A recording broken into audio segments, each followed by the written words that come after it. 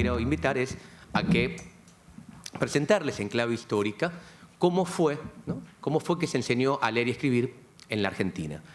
En parte, no solo con una cuestión tal vez erudita o interesante de saber qué fue lo que pasó, sino como un insumo necesario e importante para pensar el futuro, ¿no? En qué forma, cuando hoy volvemos a pensar el problema de la enseñanza de lectura, cuando volvemos a pensar el lugar que esto tiene en la formación docente, es importante ver qué es lo que se ha acumulado previo, ¿no? Casualmente ayer, voy a pasar un poquito de bombo, Anne-Marie Jacquier, supongo que todos la conocen, ¿no? La han leído y demás, en una conferencia que daba en un congreso de Historia de la Educación, su tema era ¿qué de Historia de la Educación debe enseñar, incluirse en la formación docente? Y un tema en que ponía hincapié era la historia de las prácticas, ¿sí? Y la historia de las formas de enseñanza, ¿no? Para permitir a los nuevos docentes, a los futuros colegas, darse cuenta que se inscriben en una tradición profesional, ¿sí? Darse cuenta que hay prácticas sedimentadas, que no es que están inaugurando nada nuevo, sino que probablemente darle la densidad histórica al presente para pensar mejores futuros. Entonces, en esta idea, yo quiero plantear algunas, insisto, tal vez a vuelo de pájaro, algunos momentos específicos, ¿no? Para pensar el tema de la enseñanza, de la lectura y la escritura en la Argentina. Y voy a utilizar como base especialmente algunas reproducciones de los libros de lectura, una categoría tal vez un poco histórica. Las primeras no van a ser libros de lectura, digamos, ¿no? El material escrito, impreso, tal vez más que escrito, que se utilizó para enseñar a leer y escribir. ¿Por qué? Recién citaba a Anne-Marie Jacquier, ahora voy a citar a su marido, a Roger Jacquier, ¿no? Roger Jacquier, el historiador francés, es experto en historia de la lectura, digamos, y para el proyecto nuestro ha sido una referencia continua y obligada. Y en alguno de los trabajos, ya no me acuerdo cuál, Jacquier plantea que una historia de lectura, ¿sí? Tiene que tener como tres grandes dimensiones, o se constituye en un triángulo, digamos, en un objeto triangular. Por un lado, una historia de lectura tiene que tener la idea del libro, ¿no? Analizar el libro en tanto objeto, ¿no? Una historia de lectura, una historia social de la lectura, tiene que considerar la materialidad del objeto con el cual trabajamos, ¿sí? No es lo mismo leer en un libro grande que en un libro chico, no es lo mismo leer en papel que en piedra, no es lo mismo comprarlo que no comprarlo. Digamos, por un lado, recuperar de las viejas tradiciones de investigación de la escritura la materialidad, ¿no? Pensar en la cuestión del libro como objeto, si se puede agarrar con una mano o no, con dos manos, cuáles son, por ejemplo, cómo actúa esto sobre el cuerpo, en la materialidad del objeto que uno va a leer, cómo actúa sobre el cuerpo del lector, por un lado, y también pensar el libro, ¿sí? Como un producto del mercado, aunque suene un poco duro, ¿no? Pero en algún lado no podemos no tomar esta dimensión para entender el tema de las prácticas, ¿no? En qué forma el libro es una mercancía, ¿sí? En tanto y cuanto entra al mercado, tiene que someterse a ciertas reglas del mercado, a ciertas reglas del funcionamiento económico, a ciertas formas de distribución, que también condicionan la práctica. O sea, por un lado, tomar el libro como un objeto, ¿sí? En su materialidad y en su condición de producto económico, ¿sí? Por ejemplo, hay que mirar las políticas editoriales, hay que ver la importancia que tuvieron ciertas lógicas de impulso, de promoción, de producción, ¿no? De ciertos objetos, de ciertos libros específicos que permitieron que se difundieran o no. La segunda dimensión, dice Jacquier, es tomar el objeto de trabajo, lo que él llama al texto, esto es, a lo que el libro dice, ¿no? Tenemos que analizar lo que el libro intenta comunicar, ¿sí? El texto. Este objeto material llamado libro tiene un texto, ¿sí? Él dice hay que analizar el texto, que efectivamente tal vez sea en la historia de la educación argentina, en la historia de la enseñanza argentina, una de las tradiciones más fuertes, ¿no? La cantidad de trabajos que buscan analizar los libros de texto tratando de ver cuál es su sentido, ¿no? ¿Qué es lo que quieren decir? Uno podría, para avanzar, ver dos grandes líneas en esta posición. Por un lado, los trabajos más que vienen de la década del 70, que analizaban los libros de lectura, los libros de texto, desde la teoría de la ideología, ¿no? La categoría currículum oculto era central, ¿no? Donde lo que se decía, bueno, trataban de analizar los libros de texto para ver cuál era lo que efectivamente enseñaban, qué era lo que había atrás de los libros, ¿no? Denunciando con razón cómo atrás del libro había miradas clasistas, había elementos racistas, sexistas, ¿no? Procapitalistas, etcétera, ¿no? Tal vez, es una hipótesis nuestra, estos trabajos, el más famoso fue el de Giorgio Bini, eran como un impacto pedagógico de uno de los grandes libros de la década del 70 de ciencias sociales, para leer El Pato Donald, ¿no? Creemos que en algún lado cuando Matelart Dorfman y Matelart escriben para leer El Pato Donald y denuncian, ¿no?, toda la inculcación ideológica, esto golpeó en pedagogía cuando algunos investigadores fueron a leer los libros de lectura en la clave en que ellos habían leído las historietas, ¿no?, buscando qué había atrás. Una línea, digo, de análisis del texto sostenido sobre todo en la teoría de la ideología, tratando de analizar, y a veces, y más que analizar, denunciar el currículum oculto. Y otra línea, más en la década del 80, que tuvo más sede en Flaxo, donde el análisis de los libros de texto no tuvo tanto que ver con esta denuncia ideológica, que también estaba, sino con una denuncia, si quieren, más científica. Eran trabajos que intentaban plantear cómo los libros de texto circulantes en la escuela argentina en la década del 80, ¿sí?, estaban científicamente atrasados. Cómo la versión de ciencia que circulaba en la escuela, ¿sí?, no era la correcta, como que había un avance en la producción de conocimiento en clave epistemológica que no se reflejaba en los libros de texto. No casualmente, la colección donde se publican estos trabajos se llama Currículum Presente, Ciencia Ausente, ¿no?, planteando esta idea de que en los libros de texto de la década del 80, las versiones más actualizadas del saber científico no circulaban, ¿no? Probablemente también ha sido un gran insumo para toda la renovación de los libros de texto de la década del 80 y sobre todo de la década del 90. Vuelvo para atrás, digo. Estoy tratando de pensar una cosa teórica. ¿Cómo pensar este objeto de estudio de la historia de la enseñanza, historia de la escritura? Tomando a Chartier, decíamos, por un lado tomar el libro, el objeto, por otro lado tomar el texto, el sentido, y un poco expliqué estas dos líneas, y tercer lugar, la escena de lectura, el hecho de leer en sí. ¿Cómo ha sido leído este libro? Tratar de reconstruir, y tal vez sea la parte más compleja, cuáles son las prácticas concretas, ¿sí? Ya se lee en voz alta o en voz silenciosa, se lee en grupo o se lee individualmente, se lee para qué, con qué fines, se lee en dónde, se lee a quién, digamos, para reconstruir la escena social, digamos, en la lectura. Digo, Chartier plantea esto, una historia social de la lectura, y nos apropiamos nosotros, una historia social de la enseñanza de la lectura, tiene que tener en cuenta a la vez el objeto, el libro, al texto, el sentido, y a la escena de lectura, esto es, donde se materializa, donde se efectiviza el acto de leer. Con este esquema, digo, quiero hacer, insistía, una revisión tal vez a vuelo de pájaro, sobre todo de los últimos 200 años, de cómo se enseñó a leer y escribir en la Argentina. Los voy a invitar primero a ir al comienzo, a principios del siglo XIX.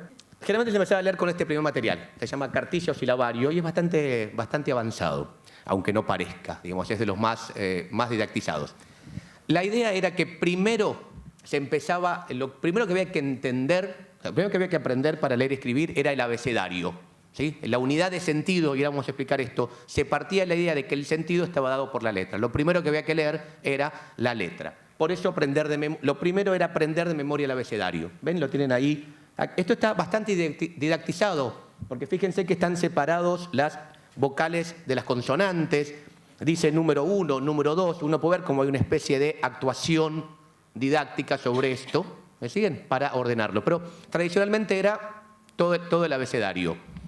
Nuestra expresión en español y en otras lenguas, la expresión de es el ABC de, para referirse a qué es lo primero que hay que aprender de un conocimiento, viene de acá. Se planteaba en aquellos tiempos que lo primero que uno tenía que conocer para saber leer y escribir era el abecedario. Una cosa bien distinta a la que planteamos hoy. Por eso, pero esta idea de primero los niños deben aprender las letras. Fíjense cómo se privilegiaba la decodificación por sobre el sentido. Lo importante era un acto de decodificación. Había objetos, en América Latina no hemos encontrado muchos, pero en Europa era un libro, en muchas casas, sobre todo en los países protestantes. Piensen que para los protestantes era más importante enseñar a leer y escribir, por la influencia, por la necesidad de leer la Biblia. Los hornbooks o algunos objetos, los hornbooks, estaban en las casas y eran como una tablilla de madera con un mango, ¿sí?, que tenía todo el abecedario y al final una frase religiosa. Ese era un objeto relativamente cotidiano para que la gente aprendiera a leer. Digamos, uno tenía que aprender a leer así. Se llama hornbook porque estaba cubierto para que durara con una pasta hecha con el cuerno de la vaca. Entonces, primero, o con estas cartillas o con el Hornbook, lo primero que se aprendía era el abecedario, luego se pasaba a las sílabas, da, de, di, do, du. Insisto, fíjense cómo la idea del sentido no es importante. Y después, recién, cuando se había aprendido con la cartilla del silabario, se pasaba a los libros completos. Los libros que se leían en la escuela eran generalmente los catones o catecismos. Eran los nombres comunes. Acá tienen la tapa de uno, ya es de 1812. Esta tapa marca bastante, da mucha información. Fíjense que el permiso está hecho está dado por la Iglesia, quien durante mucho tiempo tuvo como que habilitó que se podía leer era la Iglesia. Marca la función, ¿sí? La idea de la doctrina cristiana, y era este modelo. ¿Ven? El modelo del catecismo, el catecismo históricamente no tiene tanto que ver con la enseñanza de la doctrina, sino con una forma, digamos, con un género literario, que es este sistema de preguntas y respuestas, preguntas y respuestas, preguntas y respuestas. ¿Sí? ¿Ven? Decide, hermano, ¿sois cristiano? Sí, por la gracia de Dios. ¿Qué cosa es ser cristiano? Ser discípulo de Cristo, que siendo bautizado profesa su santa ley, etcétera, etcétera. Era un libro que se podía leer colectivamente, que había que repetir, donde primaba la memorización, ¿me entienden? Donde uno pregunta-respuesta, hay algo más vinculado a la oralidad, es un libro a leer en voz alta. Piensen que además había pocos libros, con un solo libro había que aprender mucha gente. Invita a una cuestión coral. Todavía nos da una pauta muy previa donde lo escrito en realidad está subordinado al oral. En este modelo, ¿sí? La escritura es como un soporte para el recuerdo oral. Ahora cuando sigamos avanzando vamos a ver cómo en el siglo XX esto se invierte. Supuestamente la lectura, ¿sí? Está por encima de la oralidad. Por acá como que solo se escribe para poder ser dicho, ¿no? Este tipo de material privilegia la lectura en voz alta. Catequizar, una de las definiciones de catequizar es difundir a viva voz, ¿no? Es esta cuestión de hablar en público, de hablar en voz alta. Con este método, al cual por supuesto tenían acceso muy pocos, ¿sí? Piensen también que estoy hablando en la primera mitad del siglo XIX, se enseñaba a leer y escribir en nuestro país.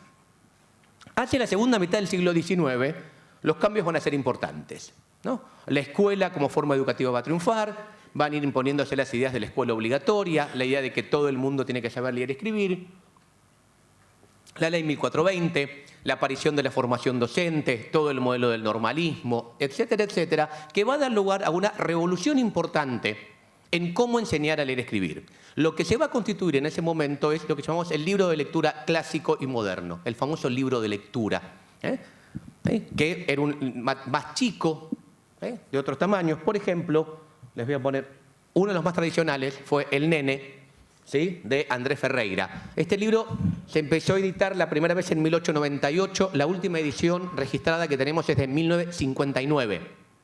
Durante casi 70 años estuvo vigente el libro El Nene, con el cual aprendieron a leer y escribir muchos argentinos. Fíjense los cambios claros que hay respecto al anterior, al modelo anterior. Aparece la ilustración, ¿sí? Como los libros ya tienen una vinculación, no es pura escritura, sino la aparición de la imagen como soporte, ¿sí? Como acompañamiento. Pero si comparo con el presente, la imagen está acompañando, no es lo más importante.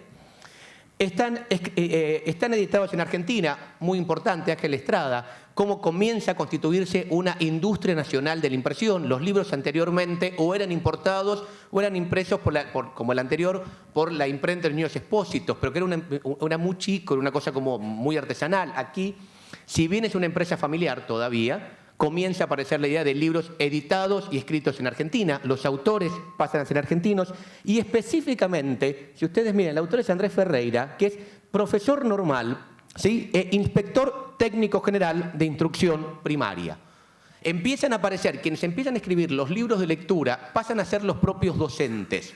Ya no son estos materiales previos que se usaban en todo el mundo y con visión más católica, más religiosa, sino que empieza a aparecer un saber específico que es quien sabe escribir los mejores libros de lectura es el docente. Y en algún lado, para el modelo normalista argentino, creo yo que parte de la consagración profesional de un maestro en el siglo XX era escribir un libro de lectura, ¿sí? Y si escribía un libro de lectura de primer grado, mucho más todavía. ¿sí? Era de consagración, ¿no? Uno se consagraba profesionalmente cuando había creado un dispositivo que le permitía a las nuevas generaciones aprender a leer y escribir. Estos libros se constituyen como en series, generalmente hay uno primero de lectura inicial con el cual se enseña y después seguían 2 o 3 que eran de lectura continua para los grados siguientes. El Nene, Pininos de Pablo Pisurno, bueno, UPA tuvo esta idea, aunque la historia es distinta, UPA y la Escuela de Señorita Olga, etcétera, etcétera. Eran libros más pequeños, de tapa dura, con imágenes y miren un cambio importante, por ejemplo, que van a tener. ¿Qué fui para atrás ahora? Esta es una de las primeras páginas de, casualmente, el Nene. Fíjense, ya la unidad de sentido dejó de ser la letra para ser la palabra. Los chicos empiezan a aprender palabras, el famoso método de la palabra generadora se constituye como el método correcto ideal. Aparece la idea de, fíjense que está en imprenta y en cursiva, porque lo que se constituye es la idea de lectoescritura. Ustedes saben que la idea de lectoescritura es tardía en el siglo XIX, leer y escribir eran prácticas muy separadas y su enseñanza también. Aquí empieza a aparecer la idea de que a leer y escribir se aprende al mismo tiempo. Esto no se hacía previamente, por eso está en imprenta y en cursiva, para que el niño también aprenda a escribirlo, no solo a leerlo, y la imagen como soporte. Fíjense cómo hay un cambio del abecedario, de la cartilla que mostraba antes, a esto, los grandes cambios tecnológicos, los grandes cambios didácticos y los grandes cambios de funciones que todo esto implica. Los textos, después de este libro, venían los libros de lectura continua, ¿sí? Que este es uno típico. Mira cómo trabaja Trinidad. Está cosiendo un traje para su hermano Ángel. Trinidad es una niña buena y trabajadora, ayuda mucho a su mamá, viuda y pobre. Los textos eran generalmente muy cortos, con altísima carga moral, ¿sí? No hay conflicto, si uno analiza los contenidos, no hay conflictos sociales, sino morales, como esta cuestión. Fíjense que la pobreza de Trinidad no es un problema social, es un problema moral. Es como ser un pobre, bueno, no aparece la idea de conflicto social, sino de conflicto moral. Son con este nivel de enunciación, de convencimiento, siempre lecturas de niños buenos que se portan bien y que reprenden al mal compañero y que le hablan de tú, además, o niños que hablan de vosotros, ¿no? Angelito, ¿por qué te portas mal en el momento de la izada de la bandera? ¿No sabes que debemos respetar a nuestros símbolos? Y probablemente muchas veces Angelito dice, tienes razón, Carlitos, no volveré a hacerlo. ¿No? O sea, había todo un discurso muy moralizador, muy, digamos, donde combinaban para la enseñanza de estas cuestiones. ¿Sí? Digamos, con este tipo de libros de lectura se alfabetizó la mayoría de la población argentina. Digamos, fue muy eficaz porque además planteaba una escena de lectura muy clara, que es la que tienen en esta imagen. Para leer había una cuestión de una, diría Bourdieu, una exis corporal. ¿Sí? El libro había que agarrado con una mano, la espalda recta, prepararse para dar vuelta a la página, jamás hacer esta espantosa práctica era absolutamente prohibida por la cantidad de enfermedades que esto podía llegar a resultar, y leer bien para este modelo era todavía leer bien en voz alta. Si bien se planteaba la idea de que leer es comprender un texto, la idea era que si uno lo leía bien en voz alta, esa era la comprobación de haber entendido, de haber adquirido el sentido. Entonces, cuando un niño leía bien, con buenos modales, con elocución, con retórica, etc., esto implicaba que el texto había sido comprendido. ¿Sí? Entonces, está todo este modelo de escena de lectura de una forma muy correcta, muy disciplinada, ¿sí?, de leer. Esta escena de lectura se va a expandir en la Argentina y, tal vez, por el tema de tiempo, tal vez vale que nos detengamos 2 minutos en discutir alguna cuestión que es, algunos plantean que durante los primeros gobiernos peronistas, específicamente en el segundo gobierno peronista, cuando el peronismo lanzó la oleada de los libros peronistas, digamos, la utilización intencional, dicha, de los libros de lectura para la inculcación ideológica, si efectivamente esto implicó o no una ruptura con el modelo anterior. ¿Sí? Por ejemplo, miren esta lectura. ¿Sí? Esto es de privilegiados. Si ustedes miran, Perón, Sari y su esposo aplauden a Perón, son peronistas, votaron a Perón. Lo primero que aparece, obviamente, es el uso, si quieren, descarado, ¿sí?, de los libros de lectura para la inculcación ideológica. Como bien decía Rubén Cubus alguna vez, en el peronismo fue el menos oculto de los currículum ocultos. ¿no? Lo que antiguamente la escuela hacía en forma oculta, durante el peronismo fue explícito. ¿Sí? Lo que hay que hacer ahí entonces es preguntarse, para otra charla hablamos, pero dejo la pregunta es, acuérdense que siempre hay currículum oculto. La pregunta es, ¿cuál era el currículum oculto del peronismo? Que no era este. Esto tiene un nivel de cosa explícita, ¿me entienden? Que habría que analizar, hacer estudios, algunos han hecho, que analizaran los lectores del peronismo tratando de encontrar el currículum oculto, que no tiene nada que ver con la inculcación ideológica, porque era obvia, era explícita. Pero más allá de estos cambios, ¿sí?, aparecen otros actores, aparecen los derechos del niño, los derechos de la ancianidad, aparecen los pobres y demás. Como formato textual es el mismo. Los libros del peronismo, esto es palabra generadora. ¿Sí? En todo caso hay un cambio importante que es que apareció el color, pero ya viene esto en la década del 20 y el 30. ¿Sí? Pero fíjense cómo se parte de una palabra principal, hay una imagen que sostiene, hay un discurso también moralizador. ¿Sí? Miren, por ejemplo, esta poesía. El 17 de octubre fui a la plaza con papá, ¿cuántas personas había para oír al general? Se agitaron los pañuelos cuando él se asomó al balcón, miles y miles de voces clamaban ¡Viva Perón! Si ustedes se fijan, la distancia que había entre un festejo verdadero del 17 de octubre, del Día de la Lealtad en la Argentina, y este poema claramente aburrido y escolar, era total. Nadie en la plaza decía este tipo de poemas, ¿no? Fíjense que es